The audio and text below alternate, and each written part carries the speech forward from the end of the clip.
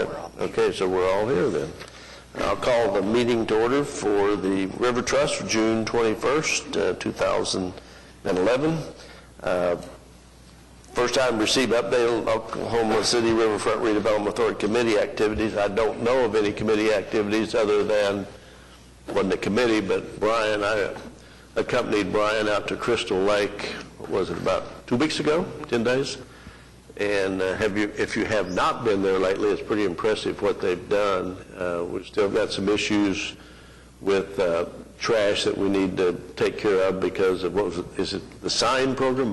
SHINE program. The SHINE program has been somewhat discontinued from the state. But anyway, what Steve and everybody's done out there is pretty remarkable. It's really a nice place. So if you haven't been out there lately, you might want to go out and look. It's pretty neat. I don't know of any MAPS 3 River Subcommittee information. Do you have anything, Pat? I don't know of anything either. Do you have City Manager or Gary, anybody? Anything? Okay, next item is to approve the minutes of May 24th, which are in your packet. We have a motion and a second. Anybody have any changes or corrections to those? Please record your vote. Those are approved unanimously. Next item, consent docket to receive the sand mining and oil and gas report and the Oklahoma River corridor events update. Is there a second?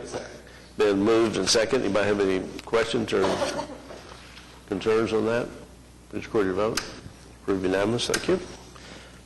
Primary agenda items: receive report of quarterly meeting of Oklahoma River stakeholders group. Pat, I know you've got a written report in there, which I read. Is there anything you want to particularly highlight off of that? No, sir, but the number of people attending that particular stakeholders forum is growing, and the interest level, I think, is growing, and so we're very pleased with the group. This last month we took a tour as well as getting a briefing on the Cultural Center project itself, and that was the item in focus. There were other agenda items as well, but very pleased with the progress of that group. Good. Thank you. Anybody have any questions to Pat? Need a motion to receive the report, please. It's been moved and seconded. Record your vote. It's approved unanimously. Thank you.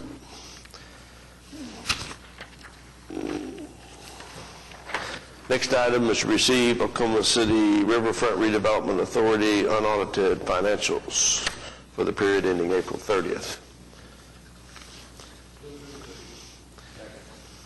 It's been moved and seconded that the report be received. Anybody got any questions? Review? Anything? Okay. Please record your vote. It's approved unanimously. Thank you. All of a sudden I lost my, here we go, lost my agenda. Next is item C, received consultant review committee report for project MCO 481, on-call engineering services for the Riverfront Authority, authorizing staff to negotiate a contract. And I see by the report that Triad came out on top again, is that correct? That's correct. Which makes, as far as I'm concerned, makes a lot of sense. They've been involved with this river before it was a river, I think, while we were still mowing it at that time. So, anybody have any questions on that? Yes, Larry. Okay, Jim, I should know this.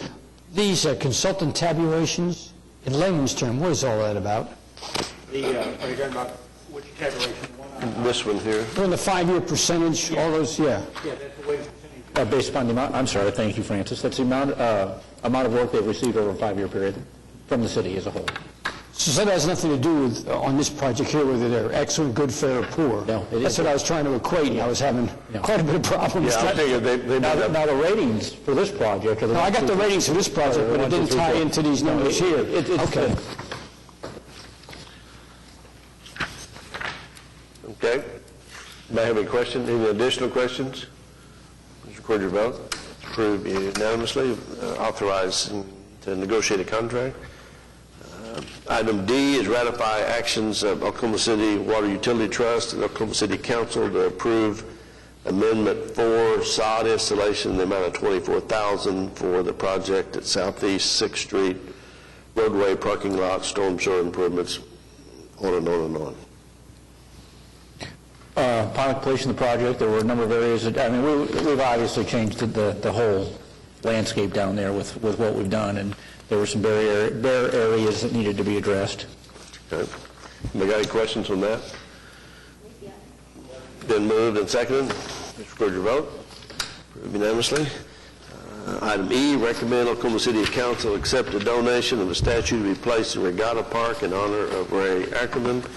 I have spent some time on this and reviewed the language that I think has been approved passed by whomever, Lee Allen or something, and I think it's accurate, and I think it's probably just fine. The only question I have, and I think Ken brought this up at the last meeting, we have this statue. There's possibility over time that there could be others that have made a significant contribution to the river over, like Don's been on this for 30 years, I guess, or there are people like that. The location that's been selected, I know we've got a map in here, is that suitable for more than one, or would it end up, if, let's just say there were 3 or 4 out there, would it block views, or how much thought was, I'm sure there was thought given to the location, but what options are there? There was discussion. Public Works staff, Parks and Recreation staff, and I were all 3 involved in looking at various sightings.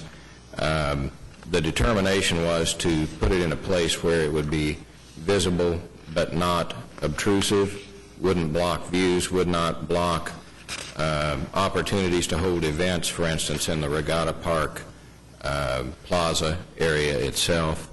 And the consensus, I think, was that this particular location would be good.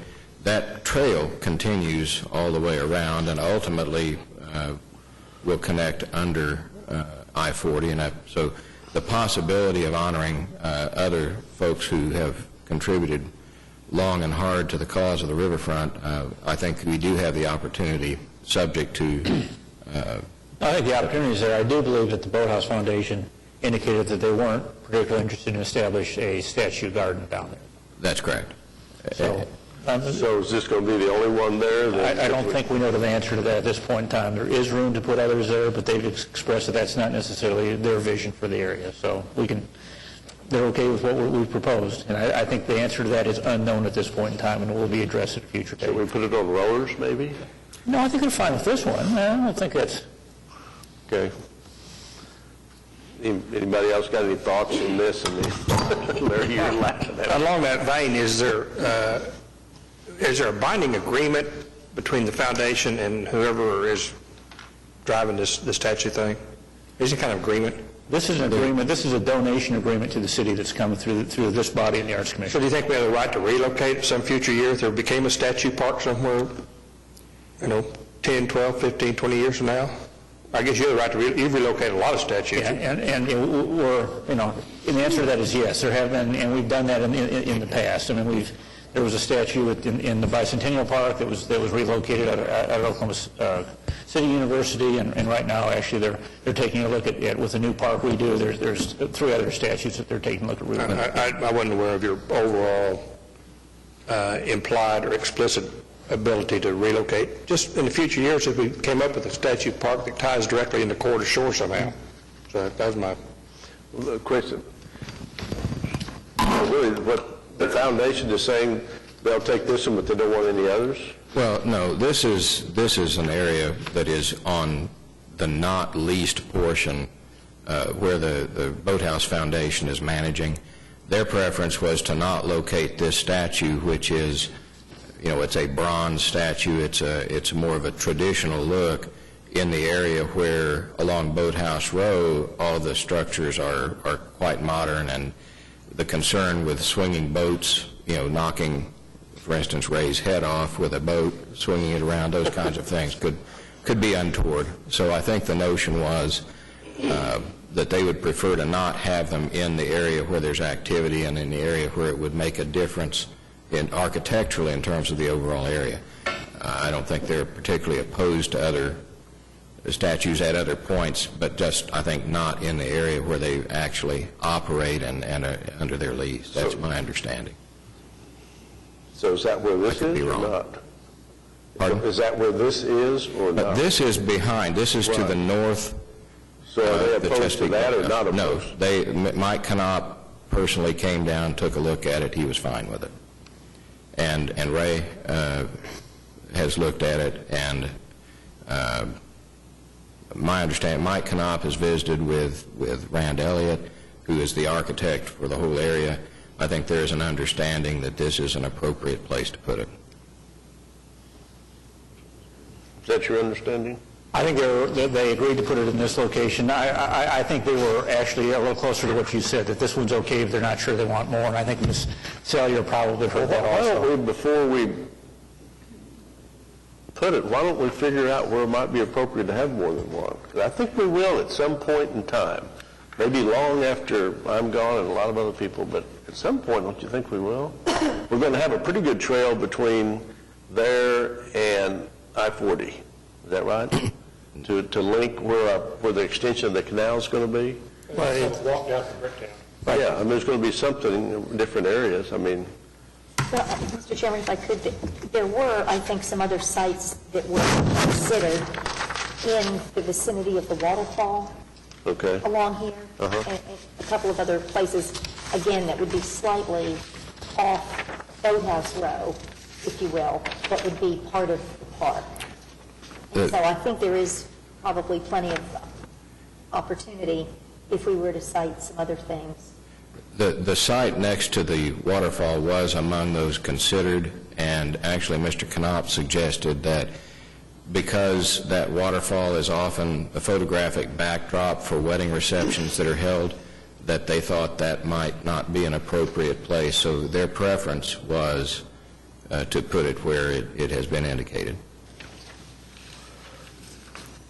Well, I think probably we can probably do it knowing full well that at some point we may relocate it if we do some other things. I think as long as it's not, because it doesn't sound like the Boathouse Foundation is overly thrilled about it location to begin with, to me. I think they agreed to this location. I think They agreed to it, but I don't know that they were overly pleased to agree to it, is the way I interpret it. Well, it sounds like they agreed to it as long as it's not over by their new boathouses. Yeah, that's kind of what it sounded to me like.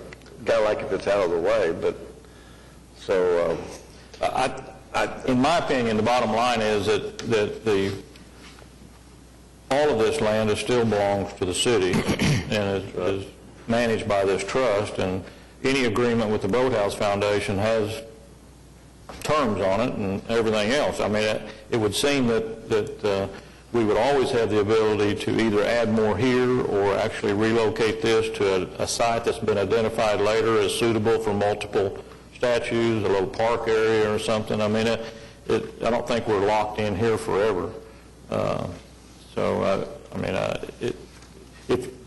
As Pat originally said in the beginning, along the trail there would be, as people walk the trail and walk by numerous statues, wouldn't be a bad way to look at it.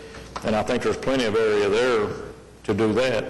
But to answer Wayne's question, I think we could relocate it at some point in time if we felt we found a more suitable spot also. It would become property of the city because it's a donation, and it's on city property. This particular site is outside the leasehold of the Boathouse Foundation anyway, so they really have absolutely no direct interest in this location, nor to the north where we would eventually connect in under I-40 to the Upper Canal. So I think you're absolutely correct, Councilman. We will have the ability, if need be, if the desire is there, to move it because it's going to be city property and it's going to be on city property and subject to any Vera rights that might exist on part of the artist, of which I'm not aware of any, then I think that would be perfectly suitable. well, the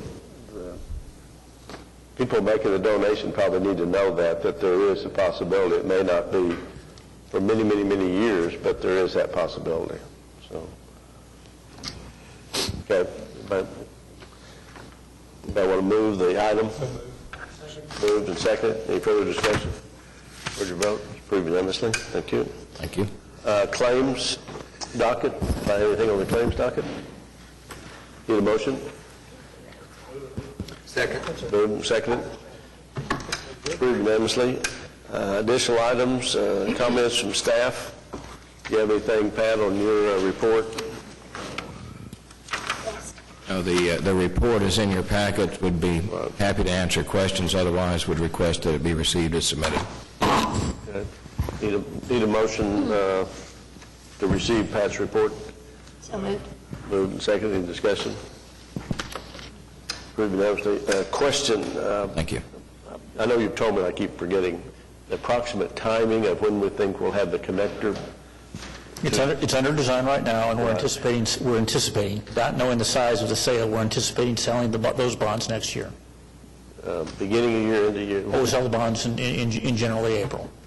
So would we potentially have that open by the spring of 13?